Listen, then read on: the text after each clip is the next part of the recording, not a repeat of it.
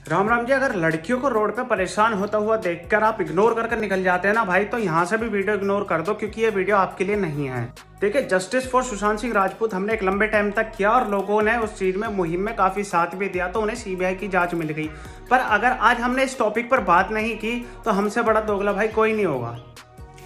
आज मैं बात करने वाला हूँ बुलंदशहर में हुई एक ऐसी घटना की वजह से जिसका मेन रीज़न था, जिसकी मेन वजह थी हमारी इग्नोर करने की आदत। अब भाई इंसिडेंट हुआ कुछ ऐसा कि बुलंदशहर में एक लड़की सुदीक्षा भाटी, जो कि अमेरिका में पढ़ रही थी। अमेरिका में भी कोई ऐसे नहीं, वो 12th में उन्होंने टॉप किया था और इंडियन गवर्नमेंट की तरफ से 3.8 करोड़ की स्कॉलरशिप जीतने के बाद में वह अमेरिका में अपनी पढ़ाई कर रही थी। अब क्योंकि भाई अमेरिका में कोविड काफ़ी फैला हुआ था, इस वजह से वो अपने गाँव आई हुई थी एक तरह से रहने के लिए। तो कल हुआ कुछ ऐसा कि सुदीक्षा अपने रिलेटिव के यहाँ पर किसी के साथ जा रही थी अपनी स्कूटी से, तो तभी उनके पीछे से कुछ लोग आए और उन्हें परेशान करना, छेड़ना शुरू कर दिया, जिसकी वजह से हड़बड़ी घबराहट की वजह से उन्होंने स्कूटी को भगाने की कोशिश की और जिसकी वजह से उनका एक्सीडेंट हो गया और सुदीक्षा की मौत हो गई।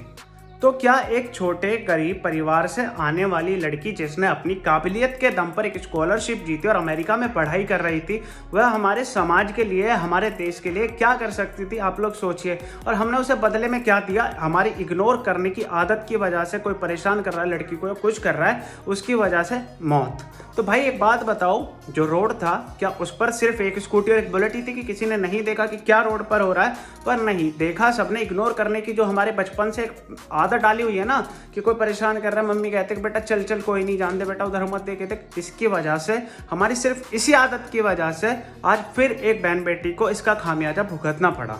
आप लोग ही मुझे बताइए, क्या आप इस इग्नोर करने वाली आदत को बदलेंगे या नहीं बदलेंगे, या फिर और इंतजार करेंगे कि सुदीक्षा जैसे और इंसिडेंट हो? डर तो इन लोगों को अब लगता नहीं। निर्भया के केस में इतना टाइम लग गया और उसके बाद भी उनकी फांसी तक टलवाने के लोग सामने आ गए, उनकी फांसी टलवा दो मुहिमें चलने लगी। तो उसके बाद में यार ऐसे लोगों को डर कहाँ से लगेगा? जब रेप में इतना कुछ नहीं हो रहा, इतना टाइम लग गया, तो ये तो ईव टीजिंग थी। अब सब कुछ आप लोगों के हाथ में है कि क्या आप लोग अपनी इस आदत को बदलना चाहेंगे? क्या हम लोग, क्योंकि भाई देखो, छेड़ने वाले या परेशान करने वाले अगर हम 100 करोड़ 130 करोड़ है इस देश में, परेशान करने वाले शायद 1 लाख या 2 लाख लोग भी नहीं होंगे। तो ये सारी कमी हमारी है कि हम इसके खिलाफ आवाज़ नहीं उठाते। अगर आवाज़ उठाएंगे और इन्हें वहीं पकड़ के ढूंढेंगे अच्छे से, तो शायद ऐसे इंसिडेंट कभी होना ही बंद हो जाएंगे डर की वजह से। क्योंकि इन लोगों को तो लगता है क्या है, पुलिस में जाएंगे, पापा बात करवा देंगे, पैसे देकर हम फ्री हो जाएंगे। तो यार अब सब आपके हाथ में। आप क्या चाहोगे, इस चीज़ को इग्नोर करना या अपनी बहन बेटियों की सेफ्टी? अगर आप लोग आवाज़ उठाएंगे, आप लोग खुद इसके लिए कदम उठाएंगे, तभी कुछ हो सकता है, क्योंकि हम 130 करोड़ हैं इस देश में। तो अगर आपको बात सही लगे, वीडियो को शेयर कीजिए, लाइक कीजिए, कमेंट कीजिए और मुझे बताइए कि हम इस चीज़ में आगे क्या कर सकते हैं। राम राम जी।